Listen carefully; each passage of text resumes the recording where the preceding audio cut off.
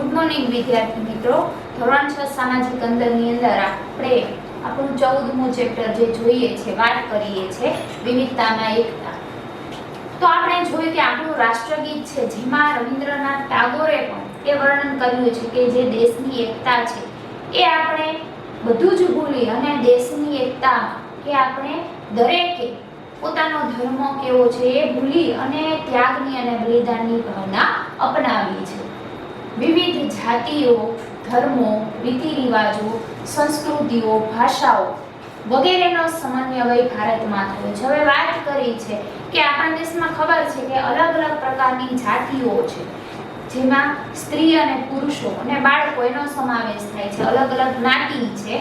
તો એ ત્યાર પછી ધર્મો, દરેકના અલગ પોતાનો ધર્મ છે, રીતિ રિવાજો કેવા છે, સંસ્કૃતિઓ અને ભાષાઓ, આ તમામે તમામનો જે સમન્વય હોય એ આપણે માત્ર ને માત્ર ભારતમાં થયો છે કે જે અલગ અલગ જાતિના લોકો, અલગ અલગ ધર્મના લોકો જે આવે છે તો એમ તમામે તમામનો કે એક આખો સમન્વય એ ભારતમાં થયો છે। ભારત વિવિધતા ધરાવતો દેશ હોવાથી ભાતીગળ સંસ્કૃતિનું સર્જન કરી શક્યો છે। હવે વાત કરી છે કે ભારત છે એ આટલી બધી વિવિધતા ધરાવતો દેશ હોવાથી એક ભાતીગળ, એક અલગ અલગ પ્રકારની ખૂબ જ સુંદર મજાની કે ભાત પાડતું કે સંસ્કૃતિનું સર્જન કરી શક્યો છે। ભારતે વસુધૈવ કુટુંબકમ કે સમગ્ર વિશ્વ એક કુટુંબ છે। ભારતે વસુધૈવ કુટુંબકમ એટલે સમગ્ર વિશ્વ છે એક આખું કુટુંબ છે એવી આપણે ભાવના એ વ્યક્ત કરી છે। કોણે?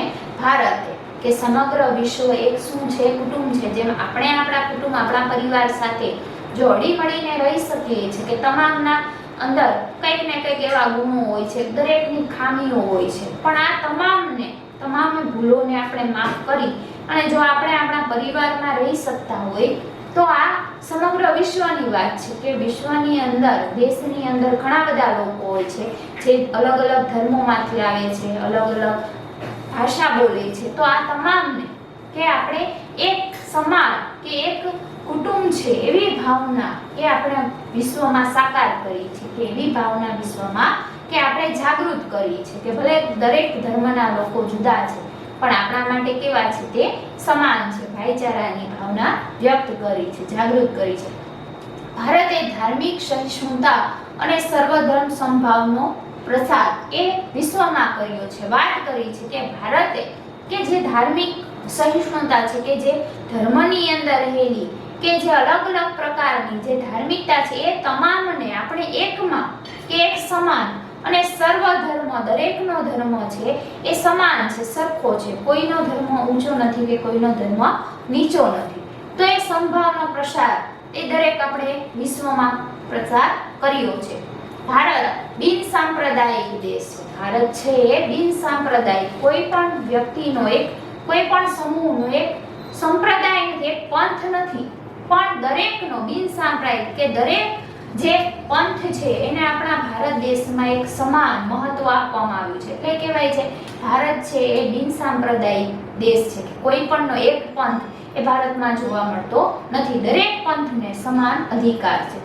વિવિધતામાં એકતા એ ભારતીય સંસ્કૃતિનું મહત્વપૂર્ણ લક્ષણ છે। હવે વિવિધતામાં આટલી બધી વિવિધતા ધરાવે છે તો એ વિવિધતામાં એકતા એ ભારતીય સંસ્કૃતિનું એક મહત્વપૂર્ણ લક્ષણ છે। આપણા દેશમાં ધર્મના સંપ્રદાયો, જ્ઞાતિઓ, ભાષાઓ અને ઉત્સવોનું સંમિશ્રણ જોવા મળે છે। વાત કરી છે કે આપણા દેશમાં જે જુદા જુદા ધર્મો છે અને દરેકનું એક ધર્મનું એક અલગ પંથ હોય છે, જેમ કે વૈષ્ણવ સંપ્રદાય છે, શૈવ સંપ્રદાય છે, તો એ અલગ અલગ પંથના જે છે તો એ અલગ સંપ્રદાયો, જ્ઞાતિઓ, ભાષાઓ અને ઉત્સવો કે કેવા કેવા ઉત્સવો એ આપણે ત્યાં જોવા મળે છે। તો એ ઉત્સવોનું આખું સંમિશ્રણ કે બધાનું મિશ્રણ અને બધા હળી મળી અને તેને ઉજવીએ છીએ તો તે જોવા મળે છે। ભારતના લોકો સહઅસ્તિત્વની ભાવનાથી પોતાનું જીવન જીવે છે। વાત કરી છે કે જે ભારતના લોકો છે સહઅસ્તિત્વથી કે પોતાનું તો નહીં અસ્તિત્વ પણ સહ કે દરેકનું એક સમાન અસ્તિત્વ હોવું જોઈએ, દરેકને સમાન અધિકાર મળવો જોઈએ, તો એવી ભાવનાથી દરેક પોતાનું જીવન છે એ જીવે છે। ભારતીય પ્રજાએ આપણી વિવિધતાનું સંવર્ધન અને જતન કર્યું છે, જે અદ્વિતીય છે. વાત કરી છે કે ભારતની જે પ્રજા છે, આપણા જે લોકો છે, એ આપણી જે વિવિધતા છે એનું સંવર્ધન કે જતન કર્યું છે, તેનું રક્ષણ કર્યું છે, તેને જાળવી રાખી છે. કે આપણી સંસ્કૃતિ જે છે એ વિશ્વમાં આજે શું કામ ઓળખાય છે કે આપણે હળીમળી અને સાથે રહીએ છીએ અને દરેકને કોઈ પણ સંસ્કૃતિને ઠેસ ન પહોંચે એના માટે ખાસ ધ્યાન રાખ્યું છે અને તેનું રક્ષણ જતન કર્યું છે, જે ખૂબ જ અદ્વિતીય છે, કે જે ગણી ન શકાય, એ અમૂલ્ય છે. વિવિધતા અને સમાનતાના પ્રયાસો. હવે આ વાત કરી છે કે જે વિવિધતા છે અને સમાનતાના પ્રયાસો, કે આટલી બધી વિવિધતા છે જેને આપણે સમાન બનાવવાના પ્રયત્નો કેવી રીતે કર્યા છે તેની વાત કરવાની છે. આપણા દેશમાં અનેક પ્રકારની વિવિધતા જોવા મળે છે. આપણે જોઈએ જ છે કે આપણા દેશમાં અનેક પ્રકારની વિવિધતા જોવા મળે છે. ભાષાને લીધે, ધર્મના લીધે, પોશાક, પહેરવેશ, ખાનપાન, એના લીધે વિવિધતા જોવા મળે છે. આ કારણે ક્યારેક વિવિધતાને લીધે ભેદભાવ પણ જોવા મળે છે. કે જેમ વાત કરી કે વિવિધતા તો છે જ, તો આ વિવિધતાને લીધે ક્યારેક શું થાય છે કે ભેદભાવ પણ જોવા મળે છે. અને એ ભેદભાવ છે એ અત્યારથી નહીં પણ પ્રાચીન સમયથી આવો ભેદભાવ થતો આવે જ છે, પણ છતાંય આપણે એને શું કર્યું છે, સમાન બનાવવાના પ્રયાસ કર્યા છે. ભેદભાવ તો હોય જ છે, જેમ આગળ વાત કરી કે આપણા કુટુંબમાં, આપણા પરિવારમાં લોકો રહેતા હોય છે, તો એકબીજા સાથે કંઈક ને કંઈક સંઘર્ષો થતા હોય છે, પણ છતાંય આપણે કેવા હળી મળીને રહીએ છીએ. તો આ દેશની વાત છે કે દેશમાં પણ કે આવી બધી જે વિભિન્નતાને કારણે કે ભેદભાવ જોવા મળે છે. જેમાં દેશમાં અમીર ગરીબ, પહેલો ભેદભાવ કયો તો અમીરી અને ગરીબીનો. ત્યાર પછી છોકરા છોકરી, કે છોકરા અને છોકરી વચ્ચેનો જે ભેદભાવ, એ અત્યારથી પણ આ બધા જે પ્રાચીન સમયથી ભેદભાવ જોવા આવ્યા છે. સાક્ષર નિરક્ષર, ભણેલા અને અભણ, શહેરી ગ્રામ્ય, કે શહેરમાં રહેતા હોય ને ગ્રામ્ય, કે જે ગામડામાં રહેતા હોય. ત્યાર પછી જ્ઞાતિ આધારિત ભેદભાવ જોવા મળે છે. કયા ભેદભાવ જોવા મળે છે તો અમીરી અને ગરીબીનો, કે અમીરી લોકોને જે માન સન્માન મળે છે તો ગરીબને આ માન સન્માન નથી જોવા મળતું, તો એક એ ભેદભાવ. ત્યાર પછી છોકરા છોકરીનો, કે જે પુરુષોનું જે વર્ચસ્વ હોય છે તો એ પ્રમાણે સ્ત્રીઓનું વર્ચસ્વ એ ઓછું. ત્યાર પછી જે ભણેલા ગણેલા વ્યક્તિ હોય છે એનું વર્ચસ્વ વધારે, અભણ લોકોનું વર્ચસ્વ નીચું. શહેરોમાં જે રહેતા હોય તો એ લોકોનું વર્ચસ્વ વધારે, ગ્રામ્ય લેવલમાં જે રહેતા હોય તો તેનું ઓછું. અને બીજું છે કે જાતિ આધારિત ભેદભાવ, જ્ઞાતિ આધારિત ભેદભાવ એ જોવા મળે છે. પ્રારંભિક સમાજ રચનામાં વ્યવસાય આધારિત વર્ણ વ્યવસ્થા હતી. હવે પહેલાના સમાજમાં કે જ્યારે શરૂઆત થઈ ત્યારે સમાજની અંદર વ્યવસાય આધારિત, કે લોકો છે એનો વ્યવસાય કેવો હોય, કોઈ ઉદ્યોગ ધંધા, વેપાર વાણિજ્ય હોય તો એ પ્રમાણે વર્ણ વ્યવસ્થા રચવામાં આવતી હતી. કે ખેડૂત હોય તો એ નિમ્ન કક્ષાના ગણાતા, કે જે પોતે ખેડૂત જે છે આપણને ખબર છે કે એનું કામ છે એટલું સહેલું નથી, ખૂબ જ અઘરું છે, છતાં પણ તો એવી વર્ણ વ્યવસ્થા કે જે વ્યવસાય જેનો વધારે મોટા પ્રમાણમાં હોય તેવી વર્ણ વ્યવસ્થા જોવામાં આવતી હતી. કેટલાક સમુદાયો આ કારણે આર્થિક સામાજિક રીતે પછાત રહી જવા પામ્યા હતા. હવે આ શું થતું હતું તો કે કેટલાક સમુદાયો કે કેટલાક પંથના લોકો છે આ જ ભેદભાવને કારણે કે આર્થિક અને સામાજિક, કે આર્થિક પૈસે ટકે અને સામાજિક રીતે પણ કે પછાત એ રહી જવા પામ્યા હતા. આથી જ્ઞાતિ આધારિત ભેદભાવ ઉદ્ભવ્યા હતા. હવે તેમની અંદર શું થયું તો અમુક જે જ્ઞાતિ છે એમાં આ પ્રકારના ભેદભાવો તે ઉદ્ભવ્યા હતા. ઘણું કરીને સાક્ષર લોકો વધુ આવક પ્રાપ્ત કરે છે. હવે વાત થઈ કે ઘણું કરીને જે સાક્ષર કે ભણેલા લોકો હોય તેની આવક તો વધારે હોય તો તે વધારે આવક પ્રાપ્ત કરે છે, જેથી ભણેલા લોકોનું જીવન ધોરણ ઊંચું જોવા મળે છે. કે જે વ્યક્તિ જે છે તો એ ભણેલું ગણેલું હોય છે તો સ્વાભાવિક છે કે તેનો વ્યવસાય છે વધારે ઊંચો હોય છે, તે વધારે કમાતા હોય છે, તો તેવા લોકોનું જે જીવન ધોરણ છે કે જીવવાની જે પદ્ધતિ છે એ ઊંચું જોવા મળે છે. સમાજમાં તેઓ મોભાનું સ્થાન ધરાવે છે. કે સમાજની અંદર પણ જે આવા લોકો સાક્ષર હોય, ભણેલા ગણેલા હોય તો એક મોભાનું કે સ્થાન ધરાવે છે. સાક્ષર અને નિરક્ષર વ્યક્તિના ભેદભાવ ઊભા થાય છે. તો આવી રીતે થાય તો શું થાય? સાક્ષર ભણેલા અને અભણ વ્યક્તિ વચ્ચેના પણ ભેદભાવ એ જોવા મળે છે, એ ઊભા થાય છે. આપણા દેશમાં ગામડાની અને ગ્રામીણ લોકોની સંખ્યા વધુ છે. હવે આપણને ખબર છે કે આપણા દેશની અંદર જે શહેરોમાં વસ્તી છે એવી જ રીતે ગામડાની અને જે ગ્રામીણ લોકોની સંખ્યા છે એ વધુ છે. શહેરી લોકોનું પ્રમાણ તુલનામાં ઓછું છે. વાત કરી છે કે જે શહેરી લોકોનું પ્રમાણ છે બેની તુલના કરીએ તો એ ઓછું છે. હવે ગ્રામીણ અને શહેરી લોકોના જીવન ધોરણમાં મોટો તફાવત હોવાને કારણે ભેદભાવ ઊભા થાય છે. કઈ રીતે? તો કે ગામડાના જે લોકો છે તેનું જીવન છે એ સાવ અલગ હોય છે અને શહેરનું જે લોકોનું જીવન છે તો એ પણ અલગ હોય છે. તો આમ શહેરી લોકોનું અને ગ્રામ્ય લોકોનું કે જે જીવન ધોરણ છે એમાં મોટો તફાવત હોવાને કારણે તેની અંદર પણ ભેદભાવ ઊભા થાય છે. દેશની આઝાદી પછી દેશના બંધારણમાં સમાનતાના અધિકારને સ્થાન મળતા અસ્પૃશ્યતા નાબૂદ કરી દેવામાં આવી હતી. હવે વાત કરી છે કે જ્યારે ભારત દેશ આઝાદ થયો, આઝાદી મળી એટલે દેશનું જે બંધારણ ઘડવામાં આવ્યું એ બંધારણની અંદર કે સમાનતાના અધિકારને સ્થાન મળ્યું, કે જે આપણા સમાન અધિકાર કે સમાનતાનો અધિકાર છે એ સમાનતાનો અધિકાર ખરેખર શું છે? તો કે દરેક જે વ્યક્તિ છે એને સરખો અધિકાર મળવો જોઈએ, પછી તે કોઈ પણ જાતિનો હોય, કોઈ પણ જ્ઞાતિનો હોય. તો સમાનતાના અધિકારનું સ્થાન મળતા અસ્પૃશ્યતા એટલે કે જે ઊંચ નીચનો જે ભેદ છે એ ભેદને નાબૂદ કરી દેવામાં આવ્યો હતો. શું કામે? તો કે દરેક વ્યક્તિ છે એ સમાન છે. કોઈ પણ વ્યક્તિનો એના જાતિના આધારે આપણે નિમ્ન કક્ષાનો ન ગણી શકાય, તો તે નાબૂદ કરી દેવામાં આવ્યો હતો. સમાનતાના અધિકારથી સૌને રાષ્ટ્રમાં સમાન તક, ન્યાય અને દરજ્જો પ્રાપ્ત થાય છે. હવે વાત કરી છે કે જે આ સમાનતાનો અધિકાર બનાવવામાં આવ્યો છે તો તેનાથી કે સૌને રાષ્ટ્રમાં, દરેકને કે દેશમાં સમાન તક કે લોકોને છે એ સમાન તક મળવી જોઈએ. પછી તે ગ્રામીણ હોય કે શહેરી હોય પણ દરેકને કે જે કમાવાની, ધંધા રોજગારની તક છે એ સમાન મળવી જોઈએ. ન્યાય અને દરજ્જો પ્રાપ્ત થાય છે કે દરેક વ્યક્તિને સમાન સરખો ન્યાય મળવો જોઈએ અને દરેક વ્યક્તિનો પોતાનો એક દરજ્જો છે તો એ દરજ્જો પ્રાપ્ત થાય છે.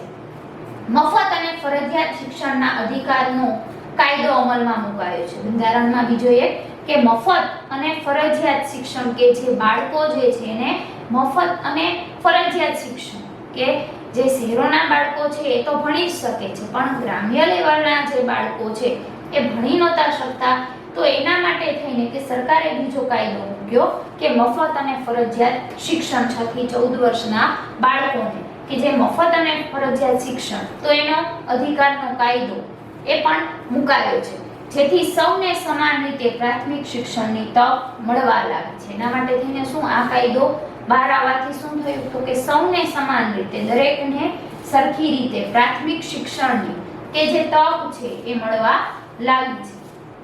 લોકોના સામૂહિક વિકાસ માટે ગ્રામીણ સડકો, પ્રાથમિક આરોગ્ય કેન્દ્રો, વીજળી, પીવાના પાણીની સુવિધાઓ વગેરે પાયાની સુવિધાઓ સરકારે વધારી છે. હવે લોકોની વાત કે લોકોના સામૂહિક કે લોકોનો વિકાસ થાય એ માટે થઈને ખાસ કે જે ગ્રામીણ સડકો, ગામડાના જે રસ્તાઓ છે, ત્યાર પછી પ્રાથમિક આરોગ્ય કેન્દ્રો કે જે દરેક ગ્રામની અંદર આ પ્રાથમિક આરોગ્ય કેન્દ્રો કે જે લોકો માટે જે આરોગ્યના કેન્દ્રો છે એ, ત્યાર પછી વીજળી, પીવાનું પાણી મળી રહે એ માટેની સુવિધા કે જેવી પાયાની કે ખૂબ જ જરૂરિયાતોની આ બધી સુવિધા છે એ જરૂરિયાતોની સુવિધા છે તો એ સરકારે વધારી છે. અને સ્ત્રીને સમાજમાં માન સન્માન મળે તે માટે સરકાર શ્રી બંધારણીય જોગવાઈ અનુસાર સ્ત્રીઓને સમાન તક આપે છે. હવે વાત કરી છે કે સ્ત્રીઓને કે જે સમાન કે હક મળી શકે અને સ્ત્રીને સમાજમાં કે સ્થાન મળી શકે અને સન્માન મળે તે માટે પણ સરકારશ્રીએ એવી બંધારણના એવા અમુક નિયમો બનાવ્યા છે તો એ નિયમો અનુસાર સ્ત્રીઓને પણ સમાન તક આપે છે કે સ્ત્રી અને પુરુષનું જે વર્ચસ્વ છે તો જે પુરુષોની જેમ સ્ત્રીઓને પણ સમાન તક આપે છે એવી સરકારશ્રીએ નિયમો બહાર પાડ્યા છે.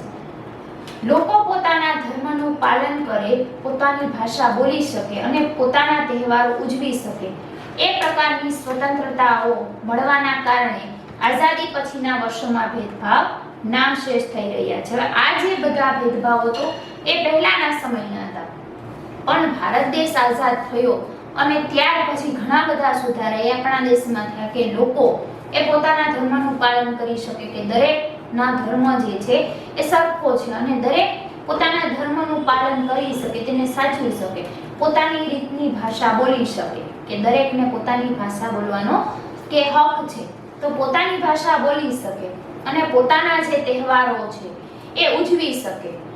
એ માટે થઈને કે સ્વતંત્રતાઓ મળવાને કારણે હવે આઝાદી પછીના જે વર્ષોમાં અત્યારની આપણે વાત કરીએ તો વર્તમાન સમયની અંદર આ તમામ જે ભેદભાવો છે, જે જ્ઞાતિ વર્ણના તો અસ્પૃશ્યતાના તમામ ભેદભાવો છે એ નાબૂદ થયા છે, નામશેષ થઈ રહ્યા છે. ચોક્કસ જ્ઞાતિના લોકો માટે ગ્રામ પંચાયતથી સંસદ સુધીની ચૂંટણીમાં કેટલીક બેઠક અનામત રાખવામાં આવી છે. વાત કરી છે કે જે અમુક ચોક્કસ જ્ઞાતિના જે લોકો છે તો એ લોકો માટે કે ગ્રામ પંચાયતથી લઈને છેક સંસદ સુધીની કે જે પણ કંઈક ચૂંટણી છે તો એ ચૂંટણીઓ થાય ત્યારે પણ કે એમના માટે થઈને અમુક બેઠકો કે ખાલી રાખવામાં આવી છે, કે અનામત રાખવામાં આવી છે, કે તેમને પણ તક મળી રહે એટલા માટે થઈને આવું કરવામાં આવ્યું છે. નોકરીઓમાં પણ આ બાબત ધ્યાનમાં રાખવામાં આવી છે. આપણને ખબર છે કે તમે અમુક નોકરીઓ જોશો કે ક્યાંક જગ્યા પડી હોય તો એમાં પણ તમે જોશો કે અનુસૂચિત જાતિ, અનુસૂચિત બિનજાતિ કે જે જાતિના લોકો છે એના માટે પણ ખાસ કે અમુક ટકા જે બેઠકો છે એ પણ ખાલી રાખવામાં આવે છે, કે આ બાબત તેના ધ્યાનમાં રાખવામાં આવી છે. એટલે કોઈ પણ નિમ્ન વર્ગ હોય કે ઉચ્ચ વર્ગ હોય તો આ તમામ માટે સૌને સમાન અધિકાર મળે એ માટે આ બાબત લાગુ પડે છે. વિદ્યાર્થીઓ માટે છાત્રાલય, શિષ્યવૃત્તિઓ અને આર્થિક સહાયની યોજનાઓ અમલમાં આવી, જેથી સામાજિક, આર્થિક અને રાજકીય તથા સાંસ્કૃતિક ક્ષેત્રે સૌને આગળ વધવાની તકો પ્રાપ્ત થઈ રહી છે. હવે વાત કરી છે કે વિદ્યાર્થીઓ જે ભણે છે તો એ ભણવા માટે કે જે છાત્રાલય બનાવવામાં આવ્યું છે જેમાં બે કે સાવ મફત શિક્ષણ મળી રહે તો એ માટે છાત્રાલય, ત્યાર પછી જે વિદ્યાર્થીઓ ભણે છે સ્કોલરશિપ એટલે શિષ્યવૃત્તિઓ કે ભણતા અમુક એને પૈસા મળે, અને આર્થિક સહાય કે જેવી સાયકલની યોજના હોય તો એવી બધી જે યોજનાઓ છે અમલમાં કે મૂકી છે, જેથી સામાજિક, આર્થિક, રાજકીય તથા સાંસ્કૃતિક ક્ષેત્રે સૌને આગળ વધવાની તકો એ સરકારશ્રી દ્વારા તો કે પ્રાપ્ત થઈ રહી છે. ત્યાર પછી છોકરા છોકરી અંગેના ભેદભાવ. હવે બીજું ભેદભાવ છે કે છોકરા છોકરી અંગેના ભેદભાવ.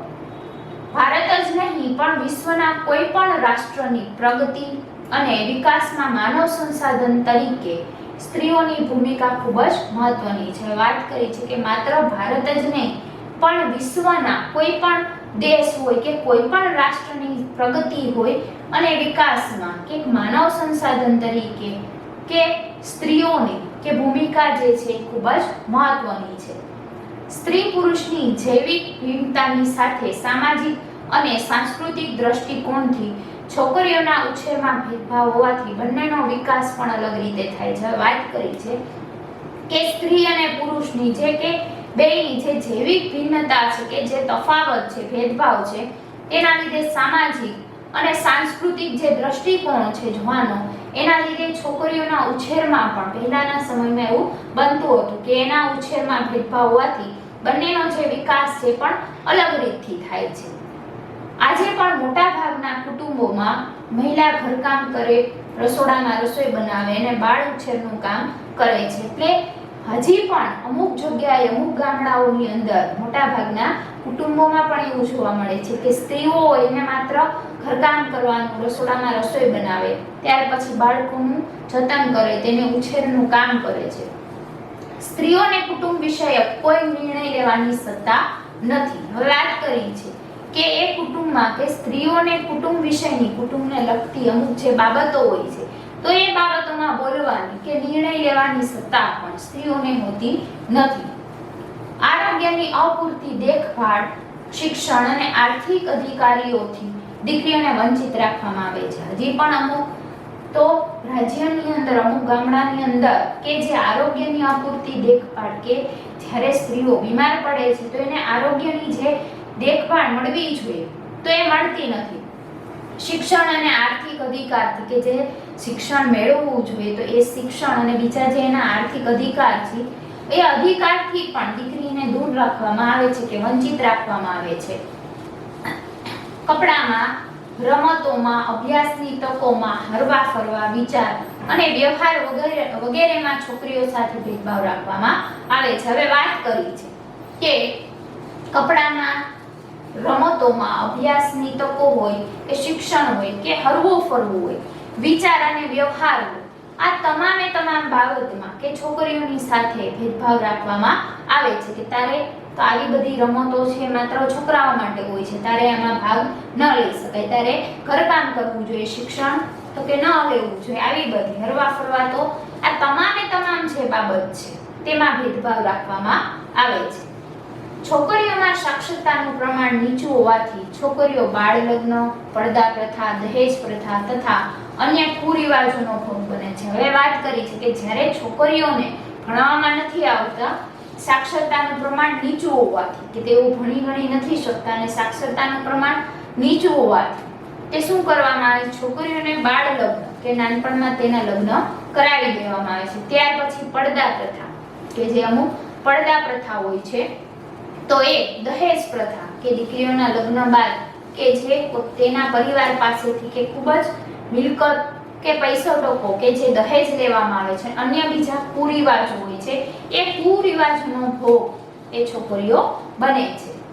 સમાજમાં પુત્ર જન્મને પ્રાધાન્ય હોવાથી સ્ત્રી ભ્રૂણ હત્યાનો ભોગ બને છે. હવે વાત કરી છે કે સમાજની અંદર ખૂબ જ ગંભીર અને કલંકરૂપ જે કુરિવાજ છે કે જ્યારે સમાજની અંદર કે પુત્ર જન્મને જ પ્રાધાન્ય કે મહત્વમાં આપવાનું હોવાથી કે જ્યારે બાળકીનો જન્મ થાય છે તેને ભ્રૂણ હત્યા કરી દેવામાં આવે છે કે તેને મારી નાખવામાં આવે છે, દૂધ પીતી કરી દેવાનો, આ તમામ જે રિવાજ છે તેનો ભોગ છે એ દીકરી બને છે. વિવિધ ક્ષેત્રોમાં મહિલાઓનું અલ્પ પ્રમાણ સ્ત્રી પુરુષના ભેદભાવ સ્પષ્ટ કરે છે. વાત કરી છે કે વિવિધ જગ્યાઓની અંદર, વિવિધ ક્ષેત્રોની અંદર મહિલાઓનું જે અલ્પ કે જે ઓછું પ્રમાણ છે એ સ્ત્રી પુરુષના ભેદભાવને કે સ્પષ્ટ કરે છે કે જે અત્યારે સ્ત્રીઓની જે સંખ્યા ઓછી છે, જેને મારી નાખવામાં આવે છે, તો આમ જે ભેદભાવ છે એ સ્પષ્ટ કરે છે કે કેટલું સ્ત્રીઓનું દેશમાં પ્રમાણ છે. જો કે સમાજમાં જાગૃતિ અને શિક્ષણનો વ્યાપ વધવાની સાથે આ ભેદભાવ ભૂસાતા જાય છે કે પહેલા એવું થતું પણ અત્યારની વાત કરીએ તો અત્યારે સમાજમાં જેમ જેમ જાગૃતિ આવી છે અને શિક્ષણનો વ્યાપ કે જે વધવા લાગ્યો છે તો તેની સાથે જે આ બધા ભેદભાવ છે ધીમે ધીમે શું થાય છે, ઘટતા જાય છે અને ભૂસાતા જાય છે.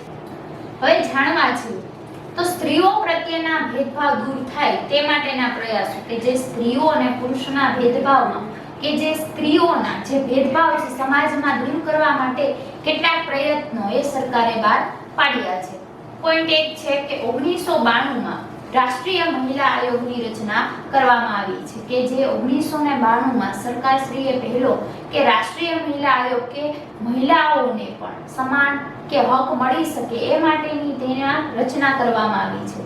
બીજો પણ છે ગરીબ મહિલાઓ સહેલાઈથી ન્યાય મેળવી શકે તે માટે નારી અદાલતોની સ્થાપના કરવામાં આવી છે. પણ ખબર છે કે ભણેલી ગણેલી સ્ત્રી હશે તો એને ખબર જ છે શહેરની અંદર કે કઈ જગ્યાએ જાવ, પણ જે ગ્રામ્યની જે સ્ત્રીઓ છે કે જે ભણી નથી તેને કઈ ખબર હોતી નથી, તો એવી ગરીબ મહિલાઓ પર જ્યારે અત્યાચાર થાય છે અને સહેલાઈથી તેને ન્યાય નથી મળી શકતો તો તેવી મહિલાઓ માટે નારી અદાલતોની રચના કે તેની સ્થાપના કરવામાં આવી છે. ત્રીજો પોઈન્ટ છે મહિલાઓની સમસ્યાના નિવારણ માટે મહિલા કલ્યાણ કેન્દ્રોની રચના થઈ છે કે મહિલાઓને લગતી કે મહિલાઓની કઈ પણ સમસ્યા હોય તો આ સમસ્યાઓના સમાધાન માટે થઈ અને એક મહિલા કલ્યાણ કેન્દ્ર એની પણ રચના થઈ છે કે દરેક શહેરોની અંદર આ કેન્દ્ર હોય છે.